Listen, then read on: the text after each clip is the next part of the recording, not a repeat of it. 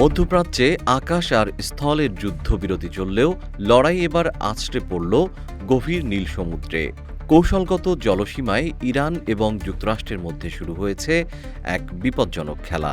একদিকে ইরানের বিপ্লবী গার্ড বাহিনী আইআরজিসি একের পর এক জাহাজ কবজা করছে, অন্যদিকে ওয়াশিংটনও বিশাল তেলের বহর ছিনিয়ে নিয়ে তেহরানকে ঘায়েল করার চেষ্টা করছে।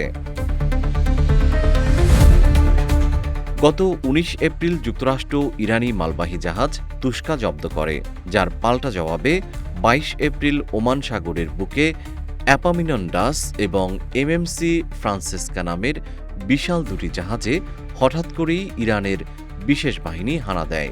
সমুদ্রের মাঝপথে জাহাজ দুটির গতিরোধ করে সেগুলোকে নিয়ে যায় নিজেদের উপকূলে। লাইবেরিয়ার পতাকাবাহী গ্রিক জাহাজ অ্যাপামিনন্ডাসে ইউক্রেনীয় এবং ফিলিপিনো সহ ২১ জন নাবিক ছিলেন। এটি ভারতে যাওয়ার কথা থাকলেও গন্তব্যে পৌঁছানোর আগেই ইরানের নিয়ন্ত্রণে যায়। একইভাবে বিশ্বের বৃহৎ শিপিং কোম্পানির জাহাজ এমএসসি ফ্রান্সেসকাতেও মন্টেনেগ্রো ও ক্রোয়েশিয়ার নাবিকরা রয়েছেন। সংশ্লিষ্ট দেশগুলো জানিয়েছে তারা আপাতত নিরাপদ, তবে তাদের মুক্তি নিয়ে তেহরানের সঙ্গে আলোচনা এখনও অচল অবস্থায় রয়েছে। ইরান আমেরিকা যুদ্ধবিরতির পর সাগরে নতুন করে জাহাজ জব্দের যুদ্ধে নেমেছে। যুক্তরাষ্ট্র গত কয়েকদিনে কয়েকটি তেলবাহী ট্যাঙ্কার জব্দ করেছে, যেগুলোতে ৩৮ লাখ ব্যারেল ইরানি তেল ছিল।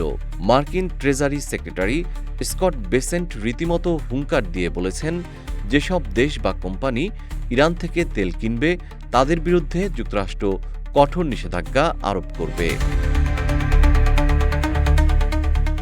আন্তর্জাতিক নৌবাণিজ্য বিশেষজ্ঞদের মতে পারস্য উপসাগর ও লোহিত সাগরীয় এলাকায় এই পাল্টাপাল্টি জাহাজ জব্দের রাজনীতি বৈশ্বিক সরবরাহ চেইনে বড় ধরনের বিপর্যয় ডেকে আনতে পারে।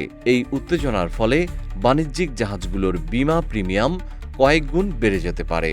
সেই সঙ্গে জাহাজগুলো গতিপথ পরিবর্তন করতে বাধ্য হওয়ায় দক্ষিণ এশিয়া, বিশেষ করে ভারত এবং ইউরোপের বাজারে পণ্য পৌঁছাতে দেরি হতে পারে।